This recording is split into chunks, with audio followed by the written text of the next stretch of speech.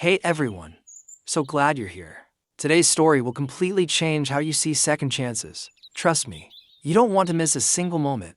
Before we dive in, drop a comment below. Tell us where you're from and how old you are. We'd love to get to know you better. It was one of those afternoons where the world just grinds your patience down.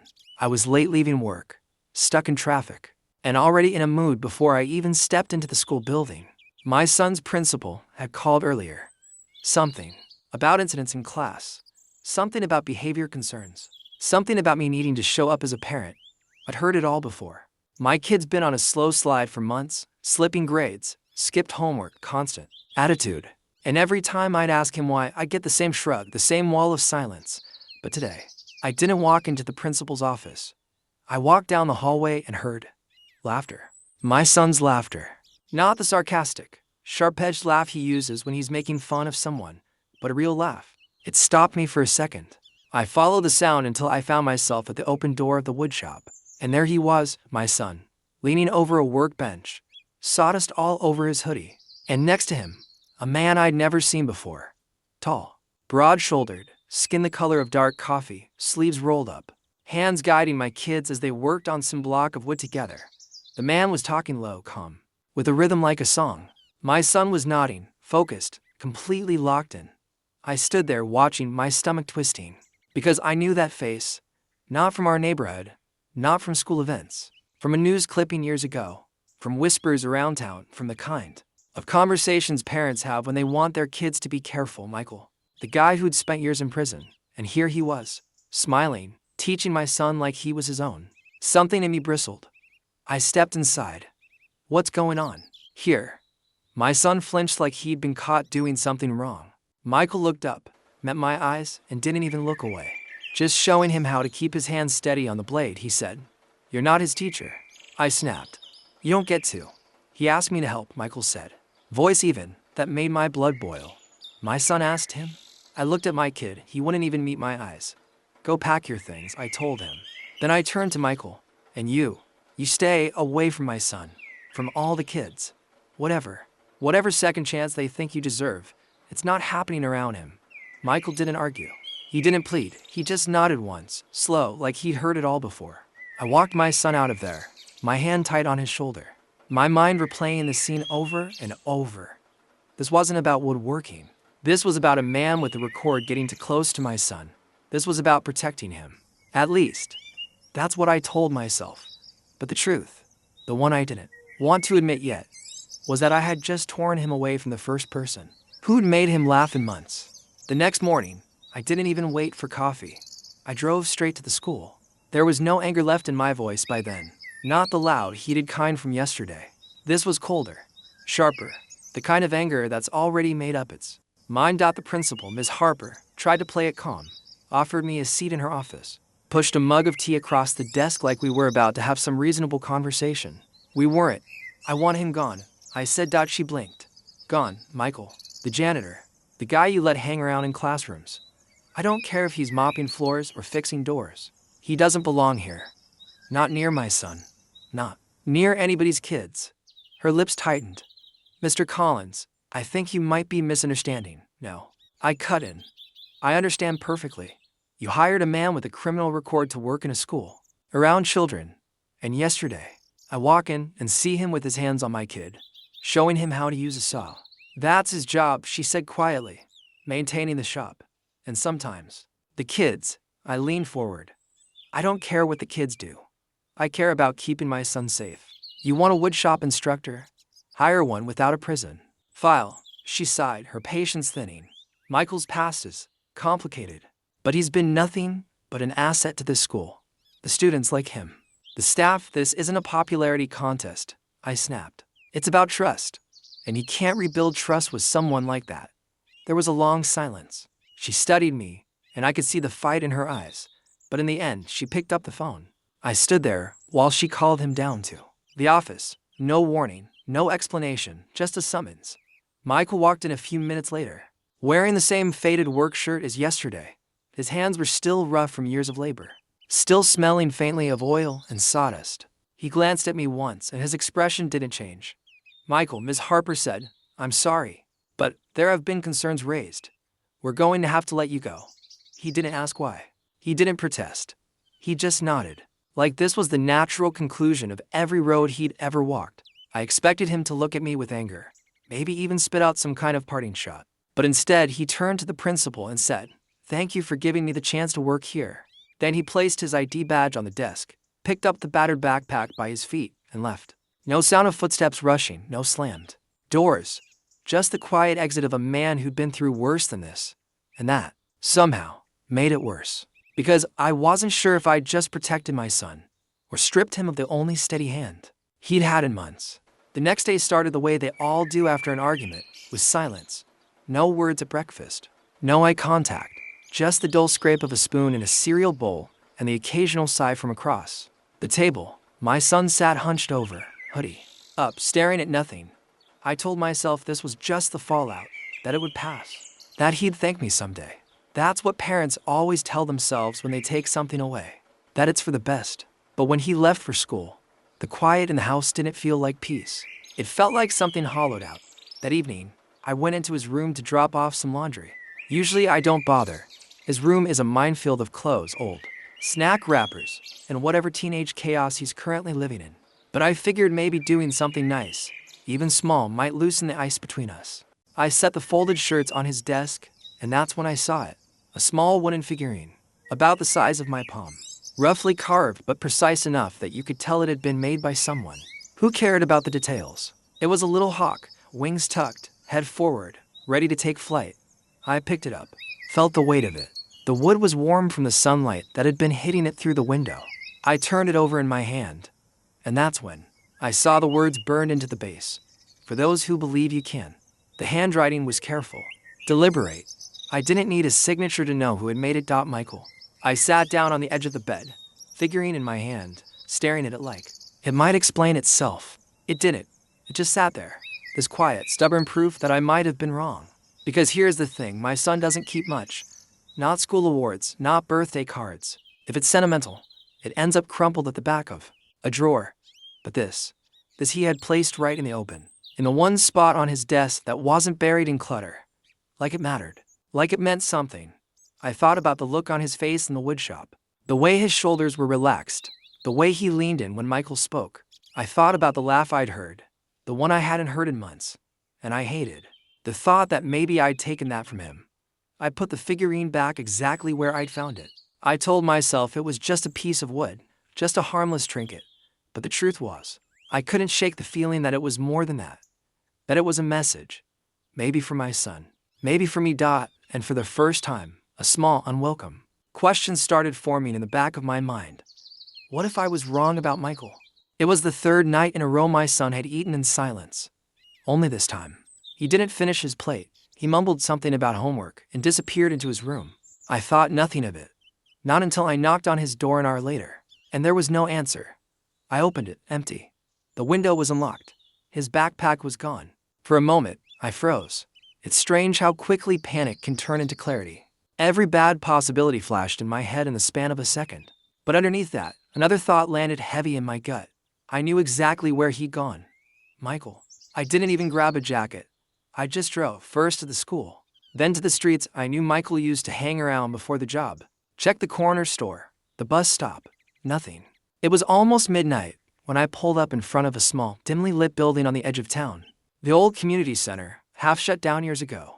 Through the dusty front windows, I saw light, and in that light, I saw them. My son was sitting at a workbench, the same one I'd seen in the school woodshop, only now it was surrounded by scattered tools, half-finished projects, and the smell of fresh-cut pine. Michael stood beside him, guiding his hands as he sanded a piece of wood. Neither of them noticed me at first. My son was actually talking about how the corners needed to be smooth, so they wouldn't catch. Michael nodded, listening, letting him explain like he was the teacher. And here's the part that hit me. Michael wasn't hovering or controlling him. He was just there, steady, present, giving him the space to get it right, but close enough that if something went wrong, he could step in. It was the exact thing I hadn't been able to give my kid lately. I stepped inside, and both of them looked up. My son's eyes went wide, his shoulders tensing like he was bracing for me to drag him out. Michael didn't move, didn't look guilty, didn't look scared, just stood there calm, waiting for me to speak. I was looking for you, I said to my son. My voice came out rougher than I meant. He looked away. I didn't want to be home. I glanced at Michael.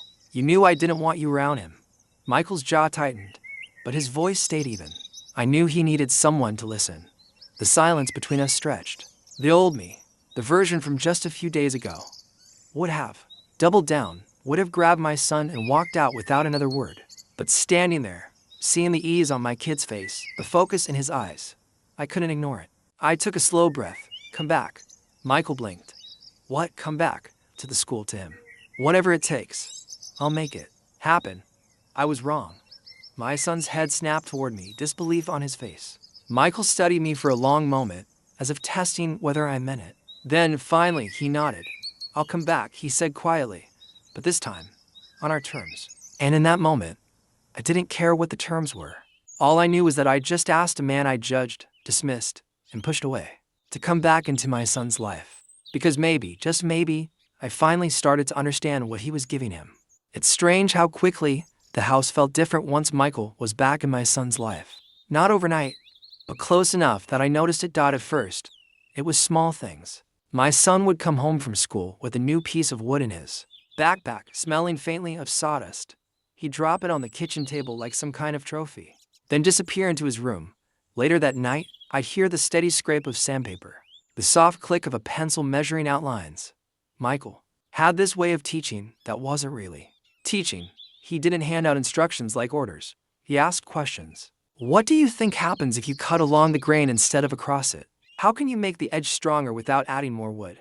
Half the time, my son didn't even realize he was learning. He just thought they were talking, and somehow, that carried over into everything else.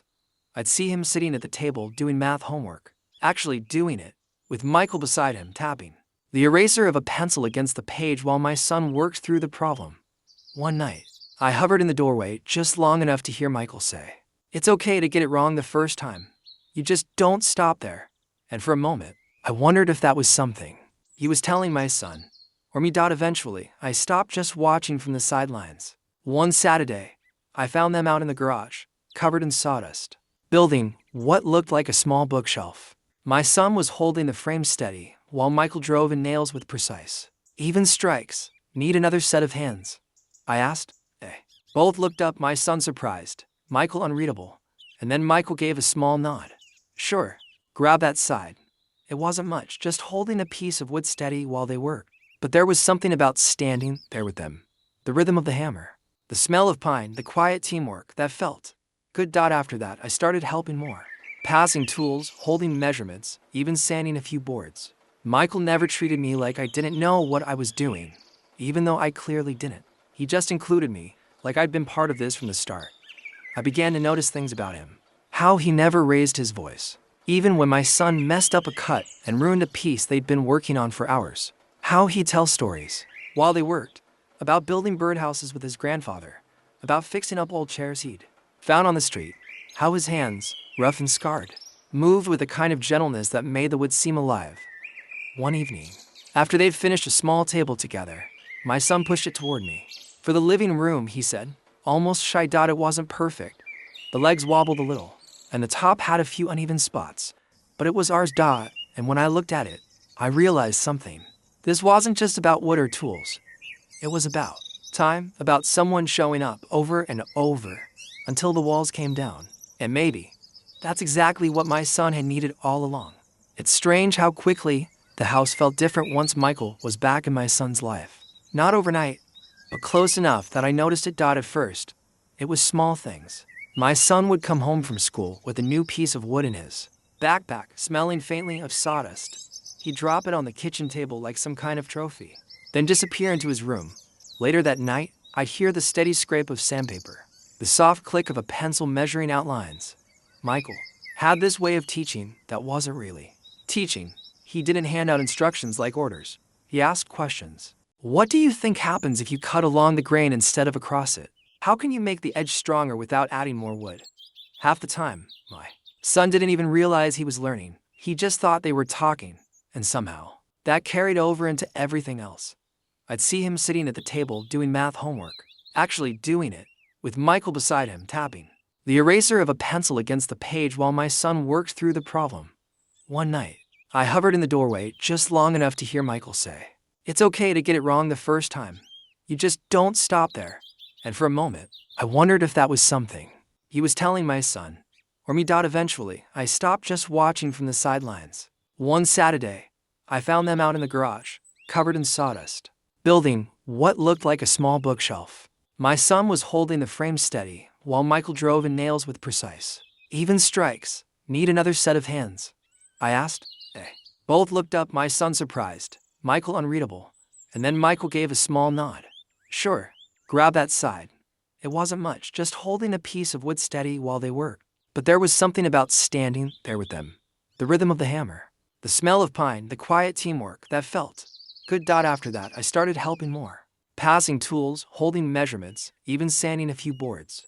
Michael never treated me like I didn't know what I was doing, even though I clearly didn't. He just included me, like I'd been part of this from the start.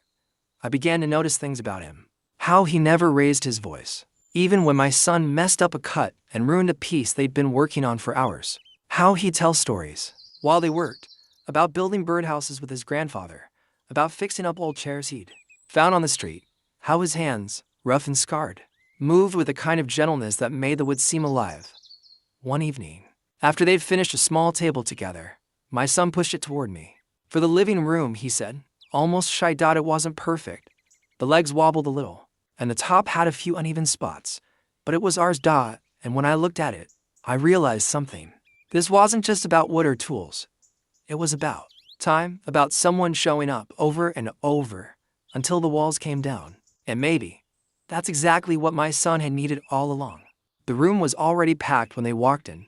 Rows of plastic folding chairs lined up beneath the harsh buzz of fluorescent lights. The school auditorium smelled faintly of coffee and old paper programs, the kind they handed out for winter concerts. At the front, a long table draped in a faded blue cloth was where the official people sat: the principal, a couple of board members, and the head of the parent committee. They all had stacks of papers in front of them, like they were preparing for war.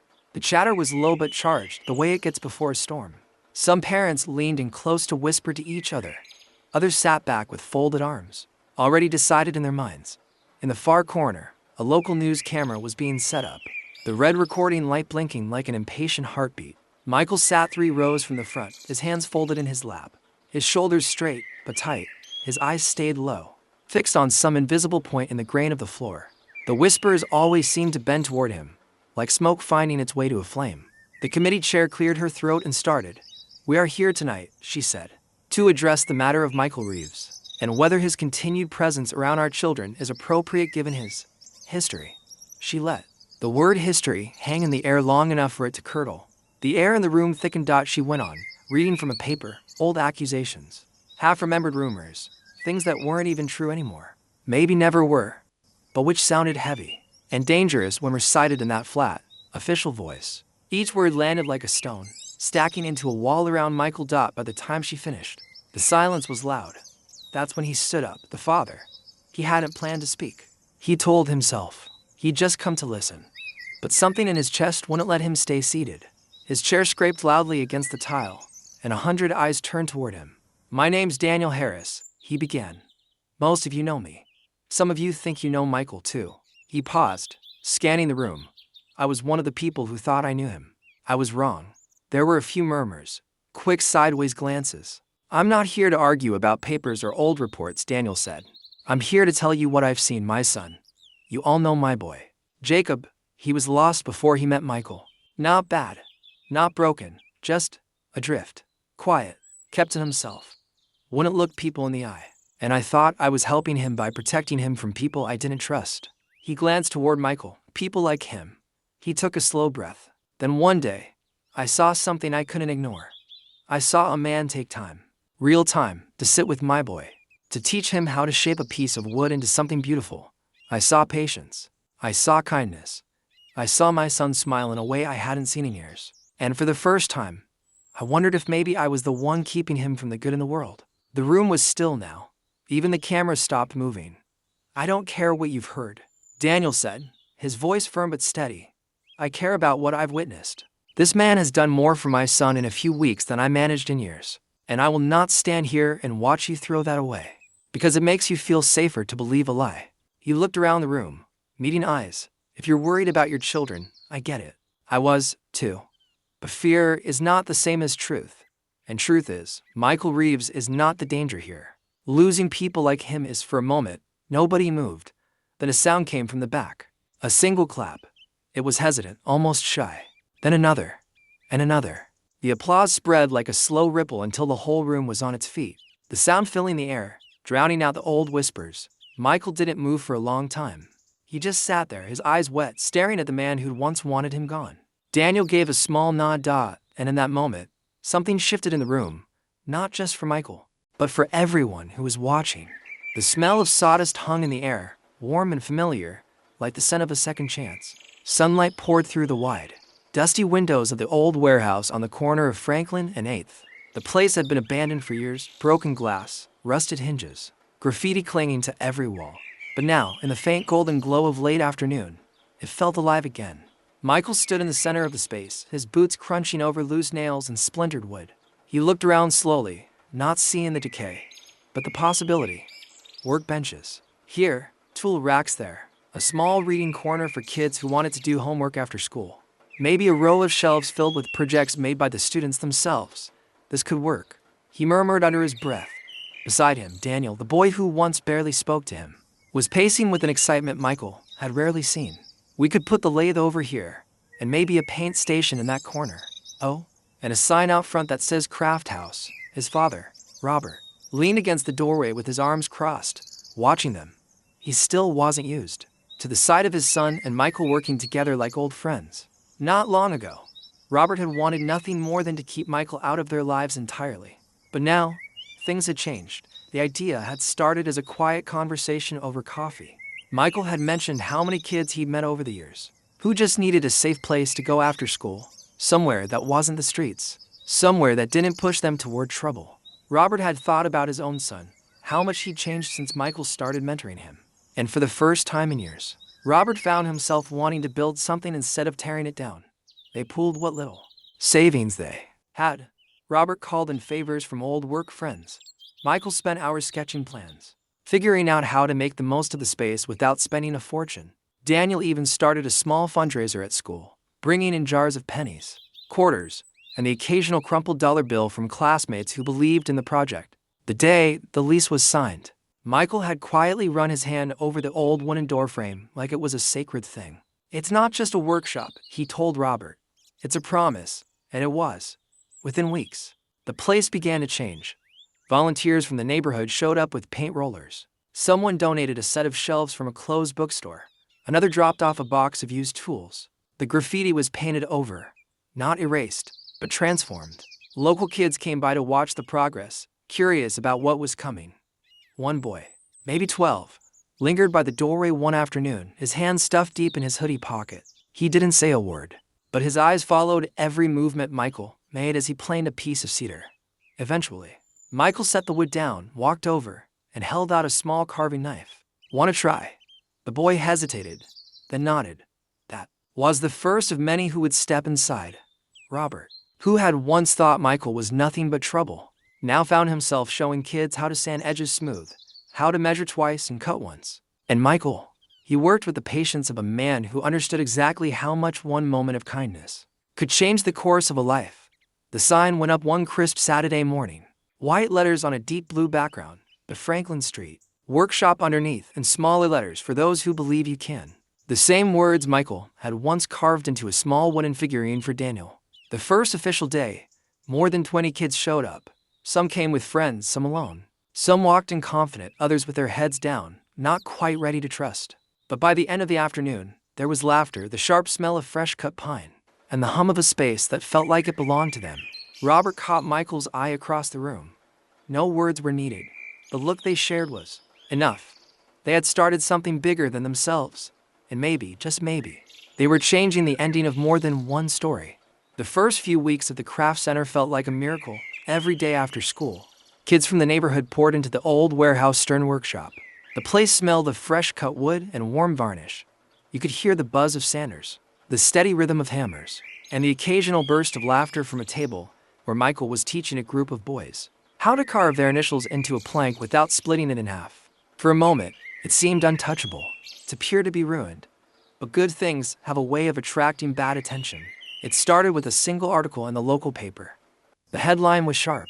Like a blade aimed straight at them, ex-convict running youth workshop. Is our community safe? The piece wasn't about the kids or the projects or the difference Michael was making. No, it was a rehash of his past, pulled from public records, sprinkled with ominous language. Words like danger, risk, and inappropriate influence leapt off the page. By the next morning, the damage had begun to spread. The school principal, who had been supportive in a quiet, cautious way, suddenly avoided Michael's calls. The hardware store that had been donating scrap lumber politely told them their budget was too tight to continue helping. Then came the meetings. The local parent committee called a special session, inviting concerned citizens to speak. They didn't use Michael's name directly at first. They said things like, "We have to think about the safety of our children. And sometimes people with troubled past can't be trusted, no matter how nice they seem." But everyone knew exactly who they were talking about. On social media, it was worse. Grainy mugshots from 10 years ago circulated alongside captions like, "This man is around our kids every day." Photos of the workshop, the very same photos they'd once shared proudly, were now framed as evidence of some kind of hidden threat. Michael tried to keep his focus on the work. He showed up early, stayed late, and poured himself into teaching. He told the kids, "Wood doesn't care about your past. It only cares about your hands, your patience." But he could see the questions in their eyes. He could feel the quiet shift in the air, the way some parents suddenly insisted on picking up their children, instead of letting them walk home. One afternoon, as Michael was sweeping sawdust into a pile, a city inspector walked in unannounced. Clipboard in hand, he walked the perimeter of the workshop, making notes, checking outlets, muttering about compliance and safety protocols. When Michael asked what the visit was about, the man simply said, "Just responding to complaints." By the end of the week, the mayor's office issued a statement.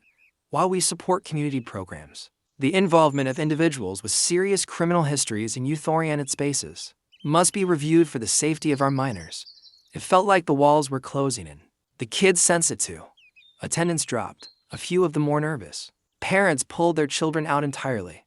The energy in the workshop, once loud, full of life, became thinner, quieter. Michael worked harder than ever to keep the spark alive, telling jokes, finding new projects, even teaching the younger ones how to make simple birdhouses so they could take something home immediately. But behind his calm voice and steady smile, a storm was brewing. One evening, after the last student left, Michael sat alone at the workbench. A half-finished carving lay in front of him. He ran his fingers over the rough edges, staring at it without seeing. For the first time since they'd opened the center, he wondered if maybe they had been wrong to think they could outrun his past. Outside, the streetlights flickered on. Somewhere in the distance, the sound of a siren cut through the night, and in the shadows beyond the workshop windows, the fight against him was just beginning. The afternoon light spilled gently through the cracked window, dust motes dancing like tiny stars caught in a slow, quiet galaxy. The workshop was quieter than usual. The kids had gone home early, most pulled back by worried parents after the latest wave of rumors and threats. The air smelled faintly of pine and old paint, mingled with the lingering scent of sweat and sawdust. Michael sat on a rickety wooden stool, rubbing the back of his neck.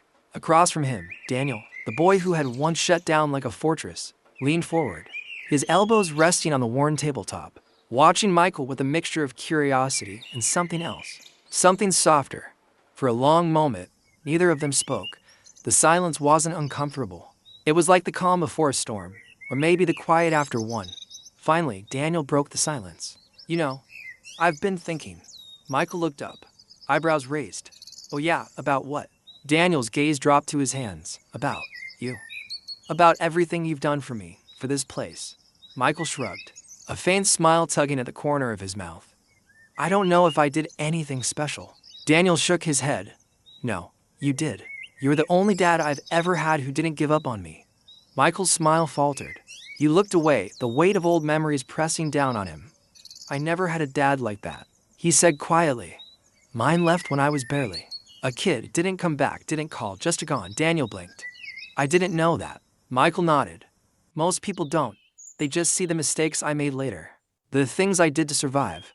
But the truth is, I spent years trying to be someone my dad could be proud of. I wanted to be better than he was." Daniel's eyes softened. "Maybe that's why you never gave up on me. Michael met his gaze. The pain there raw but tempered by something else, hope. Yeah, maybe. Then Daniel took a deep breath. I have to admit something, too. Michael tilted his head. What's that? I was jealous. Michael raised an eyebrow. Jealous? Yeah, Daniel said, voice low. Jealous of you. Of how you're here for me. How you showed me what it means to be a father. I mean, my real dad. He's around. But it feels like he's not. And sometimes I thought, maybe I don't deserve someone like you. Michael leaned back, a small chuckle escaping him. Well, that's nonsense. You deserve 1,000 times more. Daniel smiled, a little lighter now. I know. But it took me a while to believe it. They sat there, the silence between them filled with something stronger than words, understanding. Forgiveness. A kind of peace that comes from facing the broken parts and choosing to build something new later. When Robert came by, he found the two of them sharing a cup of coffee. The faint scent of sawdust still clinging to Michael's shirt. Robert cleared his throat. You okay in here? Michael looked up and nodded. Better than okay. Robert smiled, eyes softer than usual. I just wanted to say, I'm sorry for everything. For how I treated you. Michael shook his head. You did what you thought was right. No. I was jealous, too, Robert admitted quietly. I envied how much my son trusted you. How you stepped up when I couldn't. Michael smiled gently. It takes a village. Robert held out his hand. Partners. Michael took it firmly. Partners. And in that small moment, surrounded by sawdust and sunlight, a new family was forming. One built not on blood alone, but on trust, respect, and the courage to heal. The morning sun stretched across the quiet street, casting long shadows over the Franklin Street workshop. The old warehouse, now transformed into a bustling hub of hope, hummed softly with the sounds of activity. Laughter echoed from the tool benches, the scrape of sandpaper, and the occasional cheerful shout mixing with the gentle rustling of leaves outside. Today was different, though. The usual clatter and chatter softened as a group gathered in front of the building, forming a loose circle around a freshly dug hole in the earth. The soil, dark and rich, was piled in neat mounds beside the hole, waiting to cradle the new life that was about to be planted. Michael stood near the edge, his sleeves rolled up, hands smudged with dirt and pine sap. His eyes traced the slender sapling held firmly by Daniel, who looked both proud and a little nervous. Nearby, Robert adjusted the small wooden sign they had prepared together. Its simple yet powerful message carved carefully by Michael's hands, everyone deserves a second chance. A hush fell over the crowd as Michael stepped forward. His voice was steady, but carried the weight of everything the workshop had been through. The battles fought, the fears faced, the lives changed. This tree, he began, is more than just a plant. It's a symbol, a reminder that no matter where we come from, no matter what mistakes we've made, there is always room to grow, to heal, to become something stronger. Daniel knelt beside the hole, lowering the young tree gently into the earth.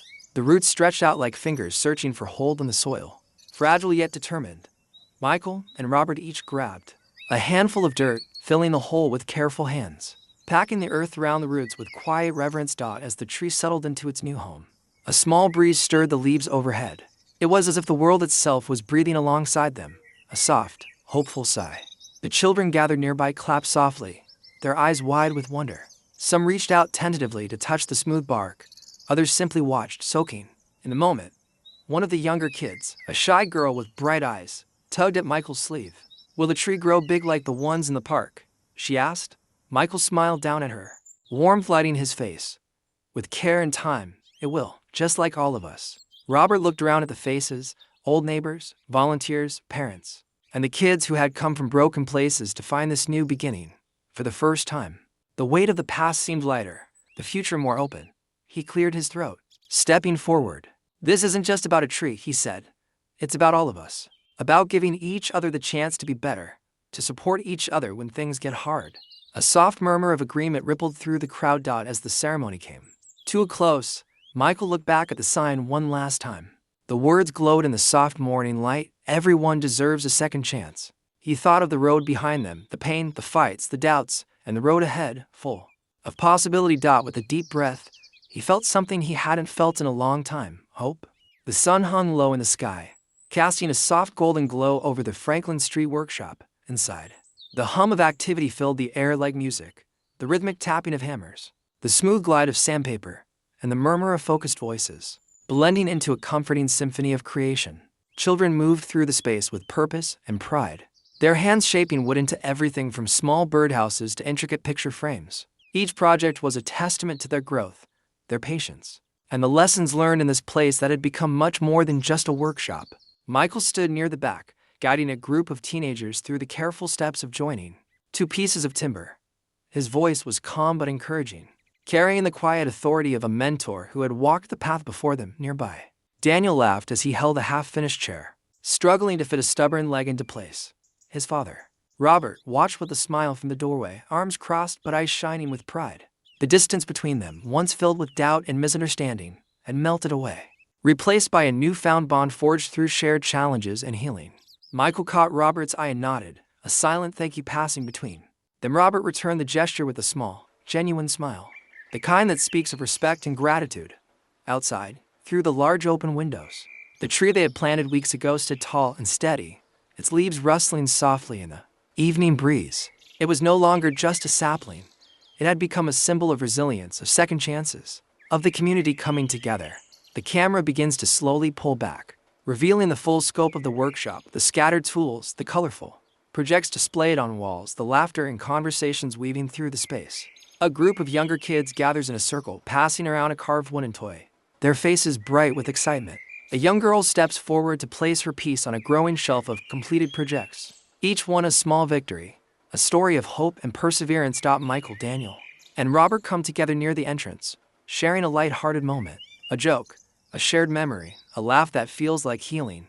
The camera continues to pull away, moving through the street, past neighbors waving and smiling, the sound of life and community thriving. In this moment, it's clear, this is more than just a workshop.